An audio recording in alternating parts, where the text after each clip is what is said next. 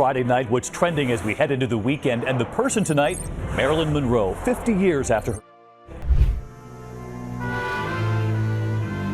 We're going to turn now to our instant index here, and a new classified files just released reveal the FBI. The most beautiful woman in the world, loved by millions, standing in front of a mirror asking herself if anyone really knows who she is. Marilyn Monroe had everything we thought mattered: beauty, fame, money, and power. But behind that famous smile was a woman trying to tell us something important, something that Hollywood didn't want us to hear. Today, we're going to explore the real story of Marilyn Monroe, the warnings she tried to give us, and the dark truth she carried until her final days. Before she became the blonde bombshell the world couldn't stop talking about, there was a little girl named Norma Jean. Born on June 1st, 1926 in Los Angeles, her life started with more sadness than any child should have to face. Her father was nowhere to be found, and her mother Gladys worked in the movie business but fought serious mental health problems that made it hard for her to take care of her daughter.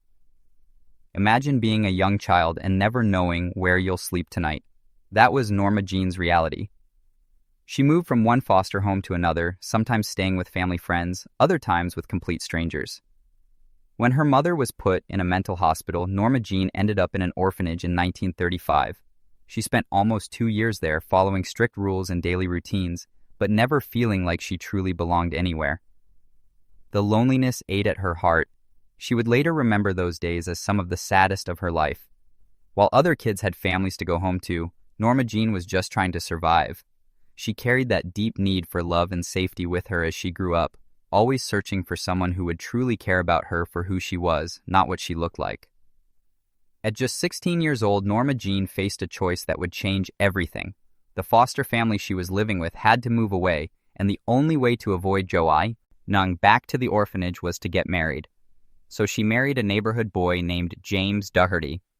This wasn't a fairy tale romance, it was just a scared teenager trying to keep a roof over her head. James was a good man, but when he joined the Navy and had to leave, Norma Jean was alone again, still trying to figure out where she fit in the world. Everything started changing during World War II. While working at a factory, a photographer noticed her. He was taking pictures of women helping with the war effort, and his camera absolutely loved her. Soon, she was posing for magazines, and people couldn't stop looking at her photos. For the first time in her life, she felt like someone people actually wanted to see. This attention gave her confidence she'd never had before. She dyed her hair blonde, practiced her smile, and learned how to pose for the camera. But if you looked past all the glamour, she was still that lonely little girl who just wanted to be accepted and loved. She wasn't chasing fame because she was greedy, she was chasing it because it made her feel like she mattered. Hollywood noticed her, and in 1946 she signed her first contract with a movie studio. But there was a catch: she had to change her name, her image, and promise to be exactly what they wanted her to be. That's when Norma Jean Mortensen became Marilyn Monroe. It seemed like a dream come true, but it was really the beginning of a life where she would slowly lose herself trying to be what everyone else wanted. Her first movie roles were tiny. Sometimes she only had one line, or she'd just be standing in the background. But even then, people noticed her. There was something special about her that you couldn't teach or fake. She knew that being pretty wasn't enough, though. She studied acting, read plays, and worked incredibly hard to get better. She didn't want people to just think she was beautiful. She wanted them to respect her as a real actress. By 1950, she finally started getting attention for her acting. In a movie called The Asphalt Jungle, she played a young woman mixed up in crime. The role was small, but the camera loved every second she was on screen. That same year, she appeared in All About Eve alongside much bigger stars, but somehow she still managed to steal scenes. People in Hollywood were finally starting to whisper her name. Then 1953 happened, and everything exploded. In Niagara, she played a dangerous wife with a deadly plan, and audiences couldn't look away. She was electric on screen, and suddenly she wasn't just another pretty face in the background. She was the star people came to see. That same year, she sang and danced her way into history with Gentlemen Prefer Blondes. Her performance of Diamonds Are a Girl's Best Friend became so famous that people are still copying it today. From that moment on, Marilyn was everywhere. In How to Marry a Millionaire, she held her own against huge stars like Lauren Bacall. In River of No Return, she showed she could be tough and gritty, not just sweet and innocent. And then came The 7-Year Itch in 1955. That scene where she stands over a subway grate with her white dress blowing up became one of the most famous images in movie history. People who never even saw the movie still know that picture. But here's what most people didn't understand about Marilyn. She didn't want to be trapped playing T. The same dumb blonde character over and over. She wanted respect. She wanted people to see that she had real talent. In 1956, she starred in Bus Stop, where she played a small-town singer dreaming of love and freedom. This time, she didn't play the glamorous character everyone expected. Critics who had always dismissed her suddenly started praising her acting. She even got a Golden Globe nomination, which proved she was forcing Hollywood to take her seriously. 3 years later, she took on comedy in Some Like It Hot. Acting alongside Tony Curtis and Jack Lemmon, she became the heart of what many people still call one of the greatest comedies ever made. Audiences loved her, and she won a Golden Globe Award for her performance. Her last complete movie was The Misfits in 1961, written by her husband Arthur Miller. She played a woman filled with sadness and hope, and many people thought she was putting pieces of her own life into that performance. In just 15 years, Marilyn went from being cut out of movies to becoming one of the most famous women in the world. But with that fame came a price that almost destroyed her. Hollywood loved Marilyn's body more than her brain. The men who ran the studios knew exactly how to sell fantasy, and her curves became their golden ticket to millions of dollars. They squeezed her into tight dresses, told her exactly how to walk and talk, and wrote lines that kept her trapped playing the dizzy blonde character over and over again. She played that character so perfectly that people forgot it was just an act. Marilyn used to joke that she could walk down any street as plain old Norma Jean, and nobody would notice her. But if she tilted her head just right, added a little wiggle to her walk, and turned on that famous smile, crowds would swarm around her instantly. The problem was, the act worked too well. People fell in love with the mask, but they never got to see the real woman hiding behind it. For the powerful men controlling Hollywood, that mask was all they wanted from her. They never asked if she had bigger dreams or if she wanted to challenge herself with difficult roles. They wanted a symbol they could sell, not a serious actress they had to respect. And just like that, she became trapped in a prison made of her own success.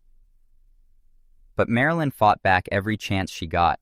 She studied at the famous Actors Studio in New York, sitting in classes with serious method actors who treated their work like art.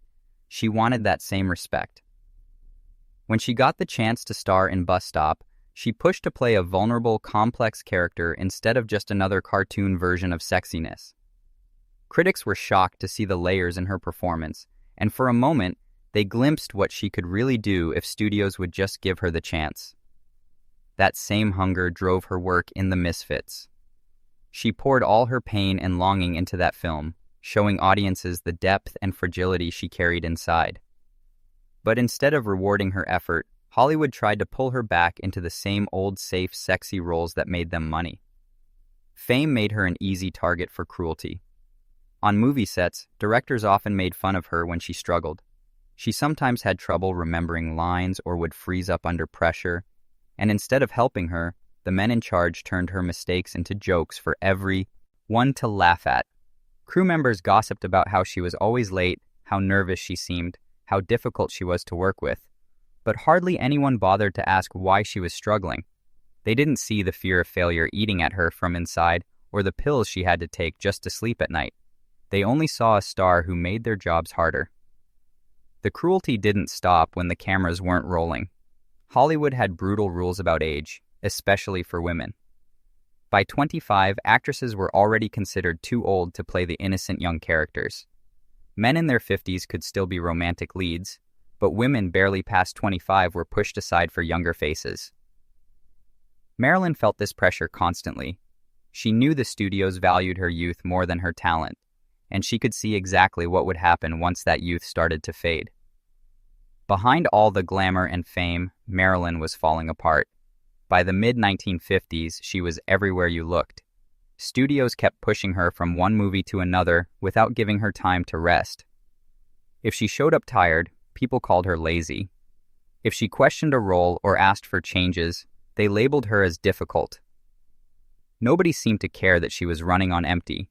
They just wanted her to keep performing no matter what it was doing to her inside. To cope with the pressure, she started taking pills. Some were supposed to help her sleep, others were meant to help her stay awake and alert. What started as medical help quickly became a dangerous habit. Studios and doctors handed out these drugs without thinking about the long-term damage they could cause. Once Marilyn became dependent on them, it was incredibly hard to stop. People on movie sets started noticing changes in her. She showed up late more and more often, sometimes hours after she was supposed to be there. She forgot her lines and would break down crying in the middle of scenes. Directors and other actors grew frustrated with her. Newspapers called her troubled and unprofessional, but they never printed the real story. They didn't write about how exhausted she was or how much pressure she was drowning under every single day.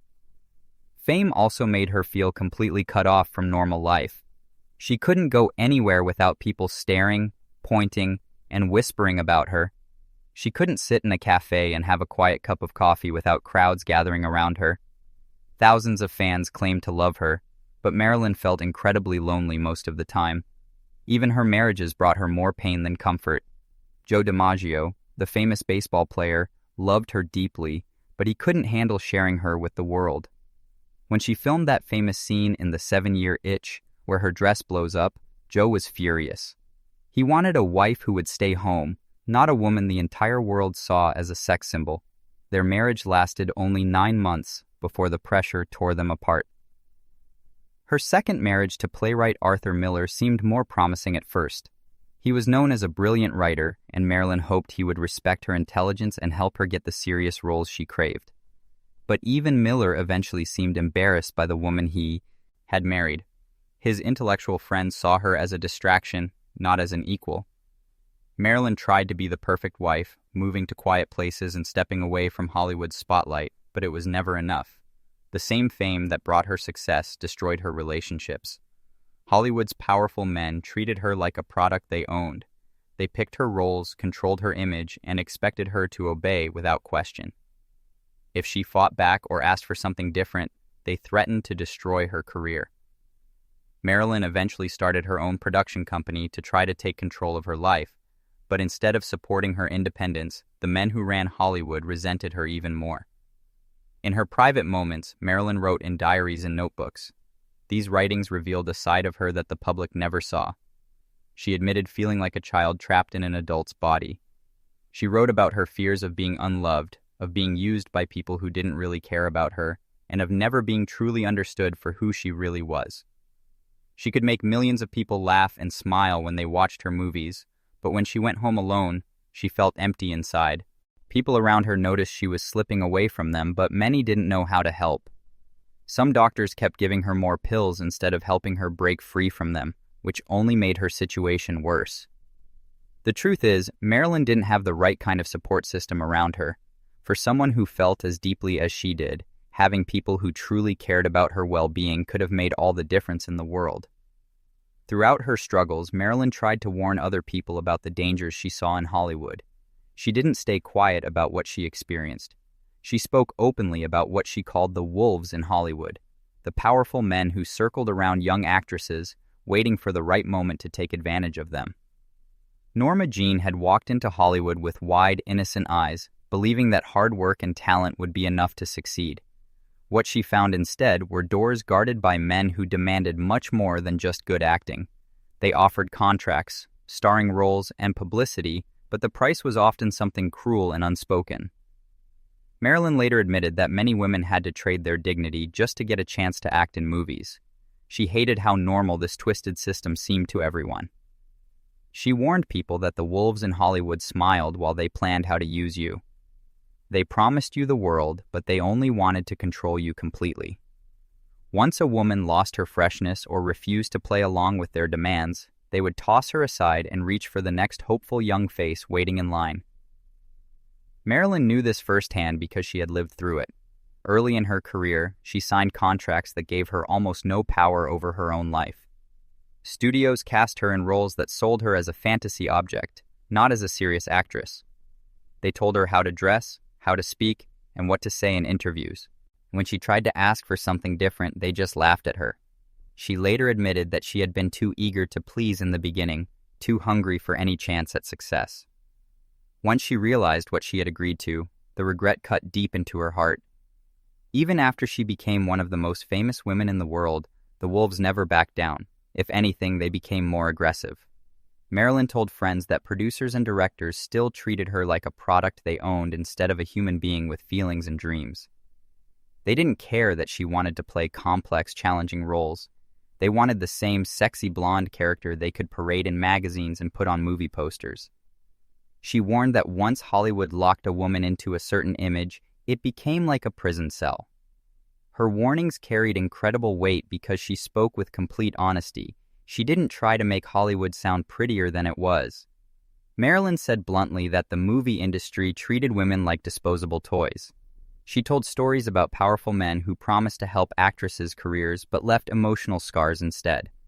She wanted people to understand that all the glamour they saw was just the surface. Underneath was a machine that fed on youth and beauty until there was nothing left of the person. Years later, actress Joan Collins confirmed everything Marilyn had tried to tell people. Collins remembered meeting Marilyn at a party, and Marilyn looked her straight in the eye and said, "Watch out for the wolves in Hollywood, honey." Collins thought she could handle whatever came her way because she had already worked in movies in England, but Marilyn shook her head and gave her a harsher truth. "Not the power bosses, honey. If they don't get what they want, they'll drop your contract. They've done it to lots of girls." That warning haunted Collins for years. When she started auditioning for major roles in Hollywood, she experienced exactly what Marilyn had described. Executives would dangle scripts in front of her like bait, hinting that a simple yes to their private advances would secure her future in movies. When Collins refused to play along, she watched opportunities slip away overnight. Roles she had tested for suddenly disappeared. The wolves Marilyn had warned her about were absolutely real. This pattern wasn't just a coincidence. Marilyn and Joan Collins were two women from completely different backgrounds, yet their stories matched up in disturbing ways. Both had been used and pressured by studio heads who only cared about keeping them under control. Both described the same manipulation tactics and the same consequences for saying no. When you hear both women tell their stories, the pattern becomes impossible to deny.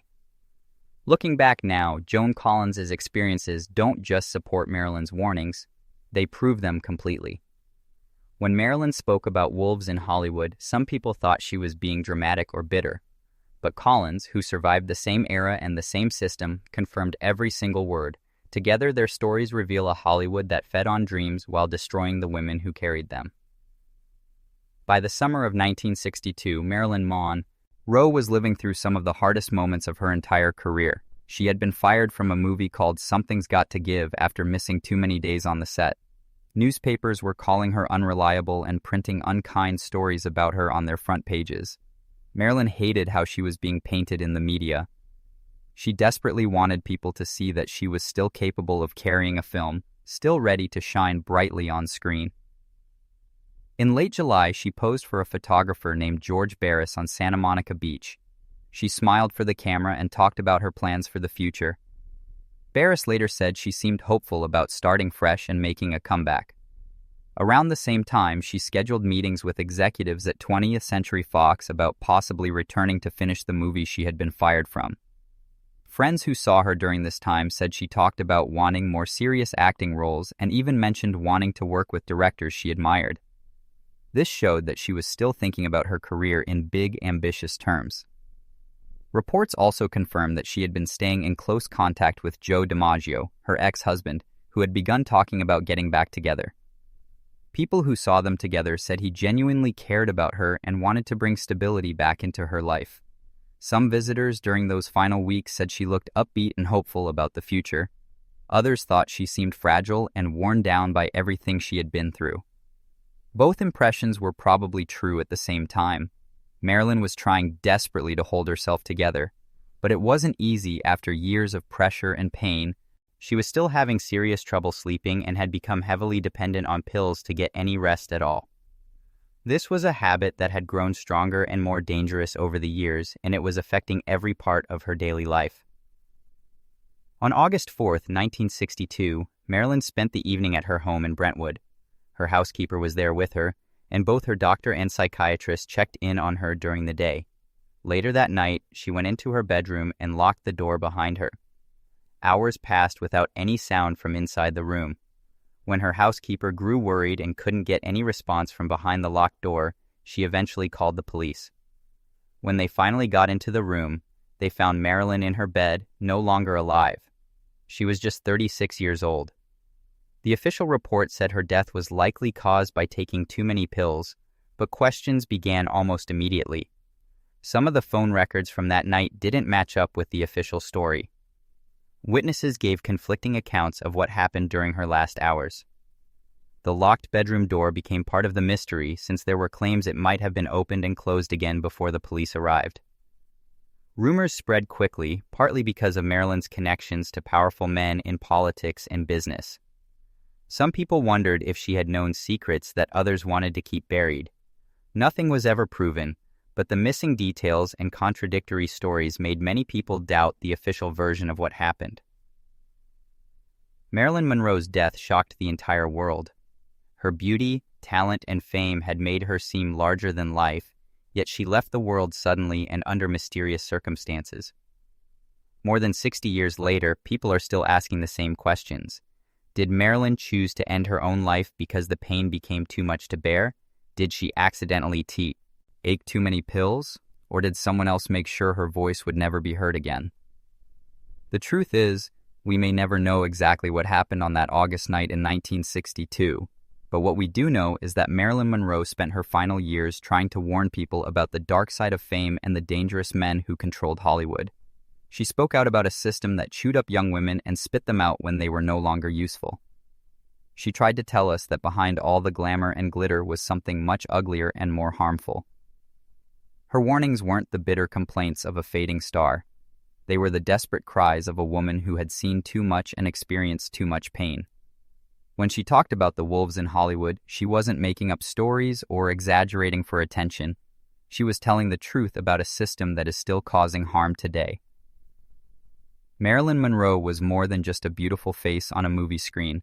She was a complex, intelligent woman who wanted to be taken seriously as an artist. She was someone who experienced incredible loneliness despite being loved by millions. She was a person who tried to warn others about the dangers she had faced, hoping to protect them from the same harm. Maybe that's the most important thing we can learn from Marilyn's story. Behind every famous face, there's a real human being with real feelings and real struggles. The next time we see someone in the spotlight, maybe we should remember that fame doesn't protect people from pain. Sometimes it only makes that pain worse. So, what do you think? Was Marilyn Monroe trying to tell us something important about how Hollywood really worked? Did she know too much about the wrong people? And could that knowledge have put her in danger? The questions surrounding her death may never be fully answered, but her warnings about the wolves in Hollywood have proven to be tragically accurate. If Marilyn's story has taught you something new about the price of fame and the importance of speaking truth to power, then please hit that like button and share this video with others. Subscribe to our channel for more untold stories about the people behind the headlines. And let us know in the comments what you think really happened to Marilyn Monroe. Your voice matters, and together we can make sure her warnings are never forgotten